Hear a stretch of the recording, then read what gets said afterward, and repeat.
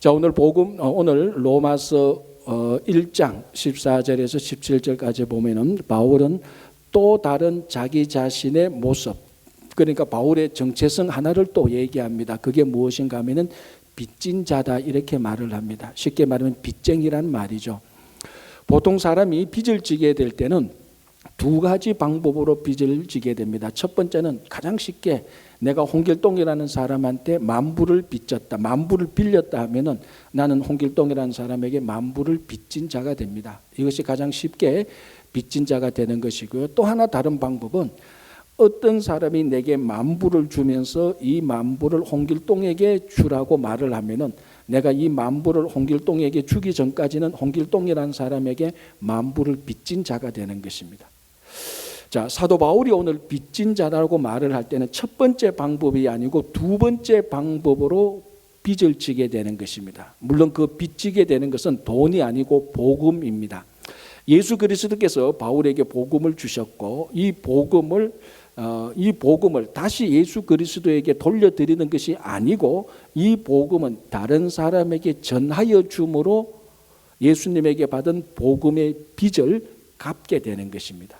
그래서 바울은 자신이 빚진 자다라고 말을 할 때 돈이나 물질이나 어떤 신세를 진 게 아니고 예수 그리스도로부터 받은 복음의 빚진 자가 되는 것입니다. 자, 여러분, 빚진 자가 제일 중요하게 해야 될 건 뭡니까? 빚을 빨리 갚아야 되는 것입니다. 자기가 빚쟁이라고 생각하는 한 이 빚을 빨리 청산해야 되는 것이 우선순위입니다. 그래서 오늘 본문을 보면 사도 바울이 뭐라고 말하고 있는가 하면 15절에 그러므로 나는 할 수 있는 대로 로마에 있는 너희에게도 복음 전하기를 원한다. 그러니까 바울이 복음의 빚진 자이기 때문에 이 복음의 빚을 청산하기 위해서 가능하면은 최대한 빨리 내가 할 수 있는 모든 능력을 다 동원하여서 로마에 있는 사람들에게 복음을 전하여 주므로 내 빚을 청산하려고 한다라고 이렇게 말을 하고 있는 것입니다. 미국에 살고 있는 대부분, 사실은 거의 다라고 말을 해도 틀린 말이 아닙니다. 우리 모두 다는 사실은 빚쟁이입니다. 무슨 말인가 하면 여러분 크레딧 카드를 사용하는 사람은 전부 다 빚쟁이입니다. 그래서 사실은 말이 좋아 크레딧 카드지 어떻습니까? 먼저 돈부터 쓰고 돈부터 썼을 때 빚이 생기는 거죠. 그리고 나중에 매달 그 빚을 갚는 겁니다. 그러니까 여러분들이 크레딧 카드가 있으면 다 빚쟁이죠. 크레딧 카드 없더라도 집 사고 모기지 있으면 빚쟁이고요. 또 차 사고 론이 있으면 다 빚쟁이입니다. 이 세 가지 크레딧 카드나 자동차나 집 외에 다른 방법으로도 수없이 많은 종류로 우리가 빚을 지고 있습니다. 그래서 매달 우리가 이 청구서가 오면은 그 청구서로 요즘은 대부분 온라인을 하지만 다 페이를 합니다. 그런데 매달 빚을 페이하지 않으면 어떻게 됩니까? 스트레스도 받고 나중에 페이 안 하면 경고문이 옵니다. 당신이 이번에 이 빚을 청산하지 않으면 일정량의 이 양을 청산하지 않으면 그 컬렉션 컴퍼니에서 여러분에게 청구할 것입니다. 이제 그때 되면 서서히 겁나기 시작하죠. 그리고 컬렉션 컴퍼니에서 청구하기 시작하면은 크레딧 망가지게 되고 미국에서 생활이 굉장히 불편하게 됩니다. 우리가 다 알고 있는 사실이죠. 그래서 매달 우리가 그 빚을 청산하지 못하고 빚을 갚지 못하면은 참 스트레스 받고, 제가 아는 어떤 가정은 이 빚을 청산하지 못해서 가정에 심각한 불화가 생기는 것도 봤습니다. 아마 어쩌면 여러분들 가운데서도 이 빚 때문에 굉장히 지기 힘든 분이 있을 것입니다. 자, 그래서 우리가 이 빚을 갚지 않으면 굉장히 힘든데, 우리 역시 사도 바울처럼 예수 그리스도로부터 복음의 빚을 졌습니다. 그런데 지금까지 한 번도 복음의 빚을 갚지 않아서 스트레스 받아본 적이 없단 말이죠, 우리가. 그렇지 않습니까? 여러분, 그래서 제가 여기서 보니까 여러분 한번 올라와서 보십시오. 내가 복음의 빚을 갚지 못해서 심각하게 얼굴 인상 찡그리고 있는 분은 한 분도 없어요. 복음의 빚은 몇십 년 동안 한 번도 갚지 않아도 마음이 편안합니다. 이게 잘된 게 아니고 잘못된 거예요. 이게 잘못된 거예요. 크레딧 카드 한 달, 두 달 못 갚으면 굉장한 스트레스, 그것 때문에 가정이 막 흔들릴 정도로 긴장이 돌고 위험한데, 복음의 빚은 30년, 40년 안 갚아도 갚았는지 안 갚았는지도 몰라요. 아니, 빚진 것조차도 모르는 게 우리의 형편입니다. 그래서 오늘 바울이 내가 빚진 자다. 그래서 할 수 있는 대로 로마에 가서 복음을 전하려고 한다. 즉 복음의 빛을 갖고 싶다라는 이 사도 바울의 증거야말로 오늘날 우리들에게 큰 도전을 줍니다. 그래서 앞으로 여러분들이 매달 크레딧 카드의 빚을 갚을 때마다 내가 복음의 빚은 얼마나 갚았나 생각하시기 바랍니다. 일부러 여러분들에게 스트레스 주려고 하는 게 아닙니다. 정말로 크레딧 빚을 갚을 때, 자동차 론을 갚을 때, 모기지를 갚을 때 내가 복음의 빚은 엄청 졌는데 지난 한 달 동안 단 한 번도 복음의 빚을 갚지 못했다. 자, 이 복음의 빚은 어떻게 갚습니까? 다른 사람에게 복음을 전해주는 겁니다. 복음을 얘기해 주는 겁니다. 그것을 하지 않았다면 우리는 다시 한번 다음 달에 넘어갈 때는 이번에는 꼭 복음의 빚을 갚아야 되겠다라고 결단하시고 실천하시기 바랍니다. 자, 그럼 오늘 이 본문을 볼 때 사도 바울이 복음의 빚을 이 복음의 빚을 지게 된 사람이 어떤 종류입니까? 로마에 있는 사람으로 제한되가 있는데 헬라인이나 야만인이나 지혜 있는 자나 어리석은 자 모두에게 빚을 졌다는 것입니다. 물론 바울의 사명은 이방인의 사도, 이방이라는 제한은 있지만 그 이방인 안에서 헬라인이나 야만인이나 지혜 있는 자나 어리석은 자나 이렇게 이런저런 다른 사람을 나열하는 이유는 이런저런 사람들을 구별하지 않고 이런저런 사람들을 차별하지 않고 모든 사람들에게 내가 복음의 빚을 졌다는 것입니다. 자, 내가 로마에 있는 이방인들에게 복음의 빚을 졌다는 것은 다른 말로 하면 이 로마에 있는 모든 이방인들은 복음을 전해 들어야 된다는 것입니다. 여기에 중요한 게 하나 있는데 뭔가 하면은 이 복음을 전해 들어야 될 사람들 간에는 어떤 경계선이나 어떤 차별이 없다는 것입니다. 누구든지 모든 사람이 다 복음을 전해 들어야 되는 것입니다. 여기는 차별도 아무것도 없습니다. 이게 굉장히 중요한 겁니다. 복음은 헬라인이나 유대인이나 야만인이나 지혜 있는 자나 어리석은 자나 똑똑한 자나 똑똑하지 못한 자나 잘생긴 자나 못생긴 자나 키가 큰 자나 적은 자나 모든 사람이 차별 없이 똑같이 복음을 듣고 믿을 때의 구원을 얻는다는 것입니다. 자, 사도행전 21장을 보면 우리가 잘 아는 사도 바울 자객단이 나옵니다. 몇 명이죠? 40명입니다. 같은 유대인이면서 이 40명이 바울을 죽이기 전까지는 참 이게 성경인데 무시무시한 얘기예요. 마치 무협지에 나오는 그 정도의 얘기예요. 40명이 바울을 죽이기 전까지는 먹지도 않고 마시지도 않겠다고 결단을 하는 바울 자객단이 결성됩니다. 왜 바울을 이토록 미워하고 죽이고 싶어 할까요? 사도행전 21장을 가만히 보면은 율법의 문제 때문이다라고 말을 합니다. 유대인들이 바울을 율법의 문제로 이거 고소해서 로마 정부에 그러니까 우리 말로 하면 고발을 한 겁니다. 그래서 로마 정부가 보니까 이거 율법의 문제 가지고 이렇게 하는데 우리가 관여할 바가 아니다. 우리 말로 하면 종교 문제니까 너희들이 알아서 해라. 이렇게 판결을 하는 이렇게 대화하는 내용이 나옵니다. 그러면은 무슨 율법의 문제로 바울이 유대인들에게 밑보여서 40명이 바울을 죽이려고 할까? 사도행전과 로마서를 자세히 보면 두 가지 이유입니다. 첫 번째는 바울이 예수가 그리스도다, 예수가 메시아라고 증거했기 때문입니다. 그걸 유대인들은 믿지 못하고 경기를 일으킬 정도로 싫어했기 때문입니다. 두 번째는 이 예수가 메시아고 예수가 그리스도인데 이 예수를 믿기만 하면 누구든지 구원을 얻는다, 이 말씀입니다. 여기에 유대인들이 경기를 또 한 겁니다. 왜? 유대인들은 하나님이 구약 성경에서 하나님이 유대인들을 특별히 선택했어서 구원에 있어서 유대인과 이방인을 구별해 놓았다고 유대인들은 확신을 했습니다. 그런데 바울이 선포하기를 예수 그리스도가 메시아인데 예수를 믿기만 하면 유대인이나 이방인이나 구별 없이 차별 없이 똑같이 구원을 얻는다고 선포했습니다. 그러니까 이 살인 자객단 40명 유대인 40명 자객살인 바울 살인 자객단은 무슨 생각이 있습니까? 천하에 없어도 구원에 있어서는 유대인과 이방인이 구별된다라고 생각을 했습니다. 그러나 바울은 그 반대로 말합니다. 천하 없어도 유대인과 이방인에 있어서 구원은 차별이 없다는 겁니다. 그러니까 구원에 있어서 차별이 있다고 믿었던 유대인들이 저 바울을 죽이기 전까지는 우리는 아무것도 안 하겠다고 눈에 살기를 띠고 바울을 죽이려고 했던 것이.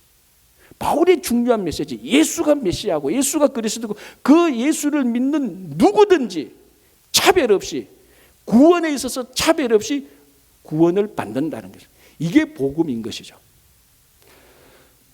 자, 특별히 우리가 미국에 살면서 이민자로 살면서 한국에 사는 우리 가족들, 친지들보다 우리가 훨씬 더 민감한 단어들이 있습니다. 뭡니까? 차별. 한국에 있는 우리 가족들, 제 친구, 동료들 한국에서 얘기해 보면 차별에 대해서 별로 그렇게 우리만큼 민감하지 못합니다. 왜? 우리는 이민사회에 살면서 여러 종류로 차별을 하도 당하고 있기 때문에. 어떤 사람은 또 차별을 하기도 하죠. 어쨌거나 우리는 이 차별이라는 말에 대해서 훨씬 더 한국 사람보다 더 말을 많이 하고 민감합니다. 실제로 우리 삶을 봐보면, 우리 삶을 되돌아보면 차별이 없는 삶은 없습니다. 모든 게 다 차별입니다. 그런데 딱 하나, 구원 얻는 복음에는 차별이 없습니다. 누구든지 차별 없이 예수를 믿기만 하면, 복음을 받아들이기만 하면 다 구원을 얻습니다. 구원에 있어서 차별이 있다고 생각했던 이 유대인들이 그걸 견디지 못했던 것입니다. 그래서 로마서 전체는 사실은 이 내용입니다.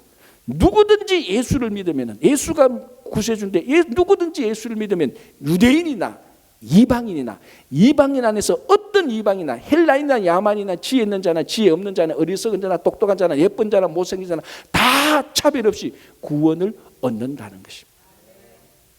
여러분, 차별이 없다는 것은 무슨 말입니까? 자격을 따지지 않는다는 말입니다. 왜 차별이 있습니까? 자격과 기준이 있기 때문에 차별이 생기는 겁니다. 차별이 없다는 것은 자격도 따지지 않고 기준도 따지지 않는다는 겁니다. 복음에 차별이 없었기 때문에 우리가 구원을 받은 겁니다. 만에 하나 이 복음에 차별이 있고 자격을 따지기 시작하고 기준을 따지기 시작했다면 여러분들은 몰라도 저는 진짜로 구원 얻을 자격이 없습니다. 구원 얻을 자신이 없습니다. 오늘 바울이 선포했던 복음은, 내가 복음의 빚진 자인데 이 복음은 누가 드려야 되나? 헬라인이나 야만이나 지혜 있는 자나 지혜 없는 자나 차별 없이 모든 사람이 복음을 다 듣고 구원을 얻어야 된다는 것이죠. 그래서 우리가 예수를 믿고 복음의 삶을 사는 우리는 차별 없이 복음의 은혜를 받아서 구원을 받았습니다. 그렇다면 복음의 삶을 사는 사람은 차별하는 삶을 살아서는 안 되는 것입니다. 우리 안에 차별 없는 복음이 가득 차 있기 때문에 어떤 사람을 볼 때 어떤 외적인 조건으로 차별하는 삶을 살아서는 안 되는 것입니다. 그래서 바울은 모든 사람에게 차별 없이 내가 복음의 빚진 자다, 모든 사람에게 복음을 전하기를 원한다라고 말을 합니다. 자, 16절에 이렇게 말합니다. 내가 복음을 부끄러워하지 아니하노니 이 복음은 모든 믿는 자에게 구원을 주시는 하나님의 능력이 된다라고 말을 했습니다. 자, 바울이 이 복음을 부끄러워하지 않는다고 했습니다. 이 부끄럽다라는 말의 원어는 수치라는 말입니다. 그러니까 복음을 부끄럽게 여기지 않는다, 이 말은 복음을 수치스럽게 여기지 않는다는 말입니다. 자, 뒤집어 말하면 그 당시에 이 복음을 부끄럽게 여긴 사람들이 있었다는 말입니다. 복음이 수치스럽다고 생각한 사람들이 있었다는 겁니다. 그 사람들에게 또 그런 분위기에서 바울은 말합니다. 여러분들은 다 복음을 부끄럽게 여겨도, 다 수치스럽게 여겨도 나는 복음을 부끄럽게 여기지 않아요. 왜냐하면 복음은 구원을 주시는, 믿는 자에게 구원을 주시는 하나님의 능력이 되기 때문이에요 라고 선포하는 겁니다.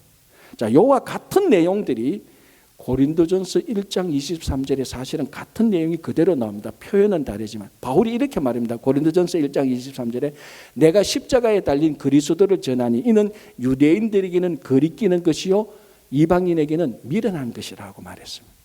십자가에 달린 그리스도, 이게 뭡니까? 이게 복음이죠. 복음의 사건이죠. 자, 우리가 앞에서 이미 몇 번 봤다시피 복음은 뭡니까? 주 예수 그리스도, 한마디 더 하면 주 예수 그리스도께서 우리를 구원하셨던 사건, 구원의 사건, 예수님께서 우리를 구원했던 사건, 그 사건, 그 소식이 복음입니다. 자, 예수님께서 우리를 구원했던 사건은 어디에서 이루어집니까? 십자가에서 이루어진 겁니다. 구원의 사건이 뭐냐면 십자가 사건입니다. 그래서 십자가에 달린 그리스도를 전했다는 것은 복음을 선포했다는 말하고 똑같은 말입니다. 사도 바울이 말하는 내가 복음을 선포했더니, 즉 십자가에 달린 그리스도를 선포했더니, 이게 유대인들은 거리끼는 것이요 이방인들은 미련한 것이라고 말을 했습니다. 자, 이 거리낀다는 말은 헬라어 원어로 어떻게 나와 있는가 하면 이게 바로 스칸달론입니다. 이 스칸달론에서 영어의 스캔달이 생긴 겁니다. 그래서 이 말을 그대로 번역하면은 십자가에 달린 그리스도는, 즉 복음은 유대인들은 스캔달로 생각했다는 것입니다. 자, 여러분, 스캔들 그러면 제일 먼저 떠오르는 게 뭡니까? 뭐가 스캔달입니까? 남녀간의 불륜. 그거 우리가 제일 먼저 스캔달이라고 생각하죠. 그렇잖아요. 남녀간의 불륜이 할 때 야, 저 스캔달 생겼어. 언론에서는 늘 그렇게 나옵니다. 또 정치 스캔달, 권력 비리, 물질, 그 돈이 들어가는 잘못된 비리. 그러니까 어떤 종류의 스캔달이라 할지라도 모든 스캔달은 다 부끄러운 거예요. 다 수치스러운 거예요. 그래서 유대인들은 이 십자가에 달린 그리스도를 스캔달, 부끄러운 것으로 생각했습니다. 왜 그랬을까요? 신명기 21장 23절에 나무에 달린 자마다 저주를 받았다라고 말을 했습니다. 유대인들이 십자가에 달린 예수를 보고 십자가에 달렸다고 생각하기 이전에 나무에 달렸다고 생각합니다. 왜냐하면 여러분 구약 성경을 봐서 구약 성경 어디를 봐도 십자가에 달린다는 말은 없습니다. 원래 십자가는 로마의 형틀입니다. 그래서 유대인들이 볼 때 십자가에 달린 예수를 볼 때는 십자가에 달렸다고 생각하기 전에 나무에 달린 자라고 생각을 했습니다. 그래서 율법에 보니까 나무에 달린 자마다 저주를 받는 자라고 했는데 예수라는 자가 나무에 달렸습니다. 저주받은 자죠. 여러분, 수치 가운데 가장 큰 수치가 뭡니까? 저주입니다. 신에게 버림을 받았던, 특별히 유대인들에게, 모든 유대인들이 가장 심각하게, 가장 일본어로 나쁘게 생각하는 수치는 저주입니다. 그러니까 예수가 나무에 달려서 저주받았으니까 그거야말로 진짜 수치죠. 그래서 유대인들이 보기에는 이건 수치다, 스칸달론이다, 스캔달이다라고 말을 했던 것입니다. 그래서 유대인들에게는 십자가에 달린 그리스도 복음은 수치, 부끄러운 것이었습니다. 그런데 바울은 말합니다. 여러분들은 십자가에 달린 그리스도가 스캔달로 생각하지만, 수치로 생각하지만 나는 그걸 부끄럽게 생각하지 않는다. 왜?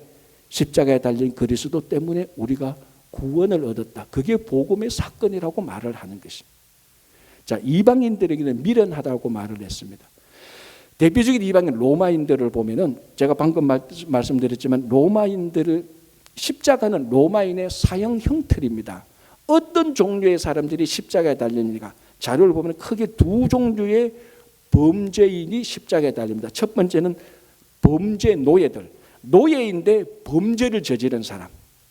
여러분, 노예는 가장 그 로마 제국에서 가장 하층민의 계급에 있는 사람입니다. 가장 부끄럽고 수치스러운 계급에 있는 사람이죠. 그런 사람이 범죄까지 저질렀으니까 얼마나 수치스럽고 미련한 일입니까? 그런 사람들을 십자가에 달려서 사형을 시킵니다.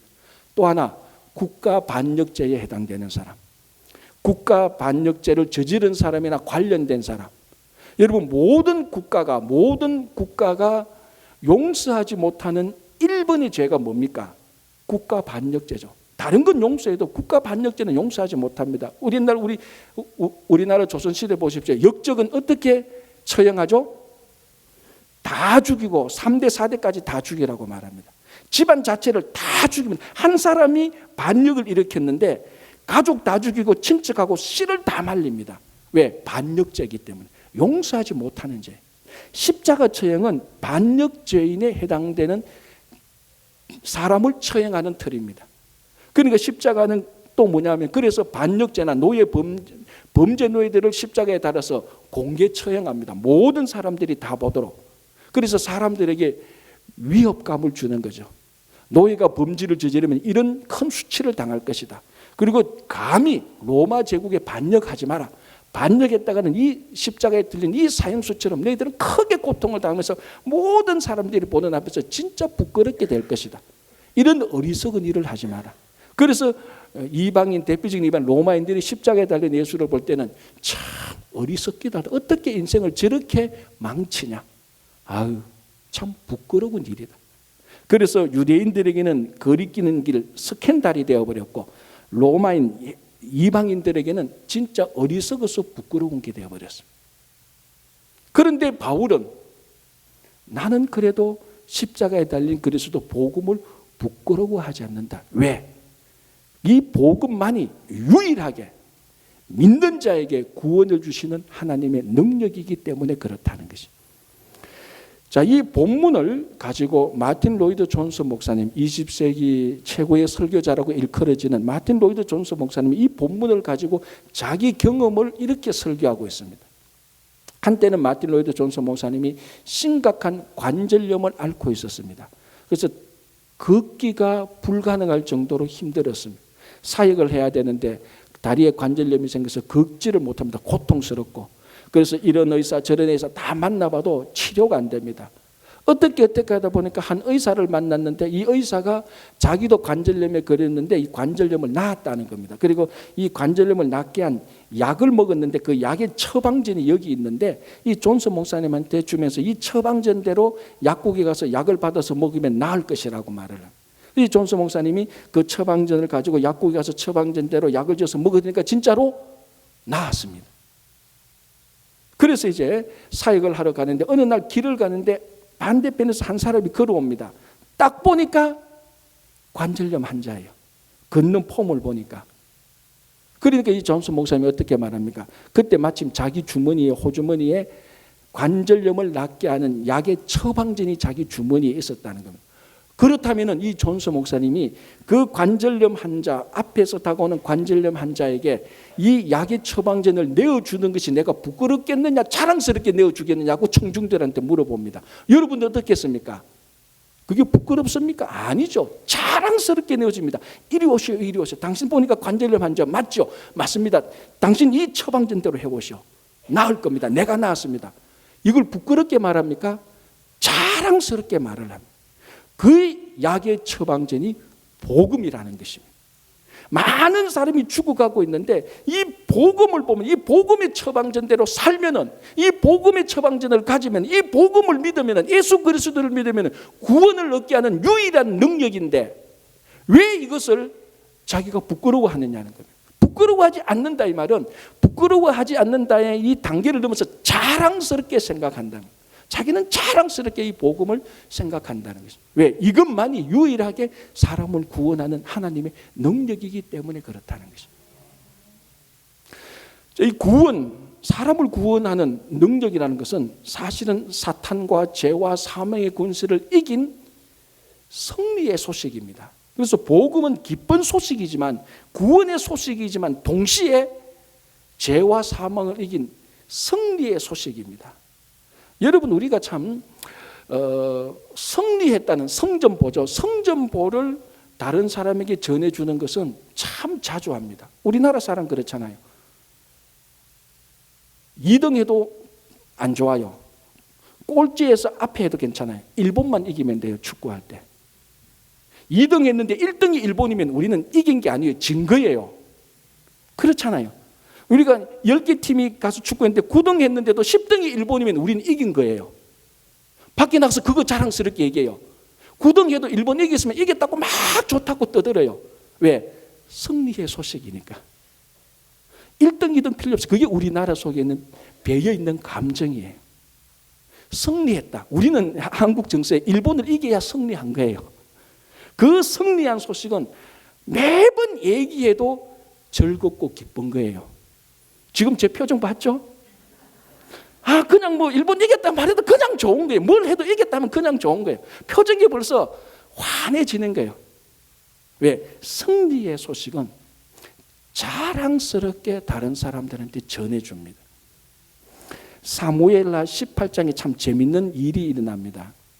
어떤 일이 있는가 하면, 다윗의 아들 압살롬이 반역을 했잖아요. 그래서 다윗이 처음에 굉장히 위기를 당해서 쫓겨갔습니다. 나중에 다시 그 진열을 쟁취하고 다시 이제 그 공격할 때 다윗의 가장 충성스러운 장군 요압이 주도해서 드디어 압살롬을 이깁니다. 그때 압살롬이 어떻게 죽습니까? 자기 긴 머리가 상수리 나무에 걸려서 대롱대롱 할 때 요압이 자기 군사들과 함께 압살롬을 죽입니다. 사실은 다윗이 압살롬을 죽이지 말라는 부탁을 은근히 했어요. 어쨌든 요압이 압살롬을 죽임으로, 요압과 그 군사들이 압살롬을 죽임으로 말미암아 반역은 끝이 납니다. 승리한 거죠. 성전 보잖아요. 그 반역자들을 다 이겼으니까. 그때 사독 제사장 사독의 아들 아히마아스가 요압에게 나타와서 앞에 나와서 이렇게 말합니다. 장군님, 이 성전보를 내가 빨리 가서 다윗 왕에게 알리겠습니다라고 말합니다. 그때 요압이 멈춰라 말합니다. 왜 그런 줄 아시죠? 다윗은 이 전쟁에서 이기는 것도 중요하지만 자기 아들 압살롬이 안 죽는 것을 더 바랬어요. 그걸 요압이 알았어요. 알면서도 사실 압살롬을 죽인 겁니다. 그래야 반역이 끝나니까. 그러니까 요압은 다윗이 반역자지만 아들이 죽는 것을 싫어하는 것을 알았기 때문에 이것이 전쟁에서는 이겼지만 압살롬이 죽은 소식이기 때문에 이것을 누군가가 다윗에게 전해주면 다윗이 그 소식을 좋아하겠습니까? 싫어하겠습니까? 싫어하죠. 왜? 전쟁에 이긴 것은 좋지만 더 큰 가슴은 자기 아들이 죽었으니까. 그걸 요압이 다 알고 있었어요. 그래서 자기가 좋아하는 사독의 아들 아히마아스가 내가 성전보를 알리겠습니다 하고 막 나올 때 말렸습니다. 야야, 그러지 마라. 네가 모르는 그런 사정이 있어. 좀 기다려봐. 그래서 겨우 말리고 대신 구스 사람을 시켜서 먼저 가서 다윗에게 이 성전보를 알리라 그래요. 그런데도 아히마아스가 참지를 못하는 거예요. 또 요압에게 나타나서 말합니다. 장군님, 제가 이 소식을 알려야 되겠습니다. 이 성전보를 알려야 되겠습니다라고 말합니다. 그때 이제 요압이 허락하죠. 왜? 구스가 먼저 보냈으니까 구스가 먼저 전했을 거다. 그러면 아히마아스는 지금 보내면은 구스가 먼저 그 다윗에게서는 압살롬이 죽은 패배 소식을 전했기 때문에 구스가 크게 낭패를 당할 거다. 그러면 이제 아히마아스를 보내야 된다고 생각해서 아히마아스한테 그래 이제 가라고 말합니다. 아히마아스가 어떻게 합니까? 먼저 간 구스보다 더 먼저 가버리는 겁니다. 그래서 구스보다 아히마아스가 먼저 다윗에게 가서 우리가 전쟁에서 이겼습니다라고 말해요. 그때 다윗이 묻죠. 우리 아들은? 라고 말 때 아히마아스가 쫙 눈치를 챕니다. 그거는 모르겠고요. 소리 나는 거 보니까 우리가 전쟁에서 이겼어요 라고 싹 위기는 모면합니다. 중요한 것은 승리했다는 소식을 이 아히마아스가 알리고자 하는 열정을 보십시오. 요압이 말리도 못 말립니다. 우리가 승리한 이 성전보는 반드시 알려야 됩니다. 우리말로 하면 그거 알리지 못하면 속 터져 죽어요. 화병 나서 죽는단 말이죠. 우리 말하고 싶은데 말 못하게 하면 화병 나는 거 우리 다 겪잖아요. 복음을 전하지 못하면 화병이 나야 돼요. 그런데 한 명도 복음 전하지 못해서 화병 났다는 소식은 아직도 한 번도 들어보지 못했어요. 왜 그럴까요? 이게 우리의 모순이에요. 자, 아히마아스는 전쟁에서 이겼다는 것을 어떻게 해든지 요압이 말리고 어떻게 해든지 자기가 가서 제일 먼저 우리가 이겼습니다 하고 전했습니다. 바울이 지금 그 마음이에요. 어떻게 하든지라도 내가 로마에 가서 너희들에게 복음을 전해서 이 복음이 빚진 것을 좀 갖고 싶다라고 말한 거예요. 여러분, 이게 복음의 빚진 자가 복음을 청산하는 방법입니다. 그리고 사도 바울은 이 복음이 왜 부끄러우냐고 자랑스러운 것입니다. 여러분, 사도 바울의 삶을 보면 우리 사도행전을 보고 사도 바울의 편지들을 보면요, 사도 바울이 복음 때문에 엄청난 부끄러움을 당했습니다. 그런데 바울은 복음을 부끄러워하지 않아요. 복음 때문에 수치도 당했고, 복음 때문에 부끄러움 당했고, 복음 때문에 무시당했고, 복음 때문에 조롱당했고, 복음 때문에 핍박당했습니다. 그런데 바울은 한 번도 복음 때문에 자기는 부끄러움을 당해도 복음을 부끄러워하지 않았습니다. 우리는 복음 때문에 한 번도 부끄러움을 당하지 않는데도 우리는 복음을 부끄러워해요. 이게 얼마나 모순입니까? 정말로 복음으로 구원을 얻었고 복음이 하나님의 능력이라고 말한다면 우리는 복음을 부끄러워하지 않습니다. 우리는 복음 때문에 부끄러움을 당해도 괜찮아요. 정말로 복음이 나를 살렸다고 확신한다면, 그 확신이 없고 믿음이 없기 때문에 복음 때문에 부끄러움을 하나도 안 당했는데도 복음을 부끄러워하는 게 우리들의 모습이에요. 정말 그렇다면 오늘 사도 바울이 말하는 것처럼 사도행전을 우리가 다 알잖아요. 얼마나 많이 복음 때문에 수치를 당하고 무시를 당하고 죽음의 위협까지 갔습니까? 단 한 번도 바울은 그런 복음을 부끄러워하지 않았습니다. 왜냐고요? 복음만이 유일하게 우리를 살리는 하나님의 구원이 되기 때문입니다. 오늘 우리가 이 바울의 이 간절한 열망을 보면서 여러분들 우리는 다 복음이 빚진 자입니다. 이 복음이 빚을 졌기 때문에 구원을 얻은 겁니다. 그래서 오늘 우리가 구원의 삶을 사는 겁니다. 앞으로 매달 크레딧 카드를 갚으면서 전화 한번 하십시오. 복음의 빛을 갖기 위해서 복음을 전하십시오. 그러면 평생 잊어버리지 않을 것 아닙니까? 여러분, 지금 여러분 가운데 복음 때문에 부끄러움을 당하는 사람들이 있을 것입니다. 그러나 복음 때문에 부끄러움 당하는 것은 진짜 부끄러운 일이 아닙니다. 복음을 부끄러워하는 것이 진짜 부끄러운 일이죠. 여러분이 우리를 살렸던 이 복음을 부끄러워하지 않고 자랑스럽게 앞으로 매번 살아가면서 복음을 전하는 여러분과 저가 되기를 간절히 바랍니다.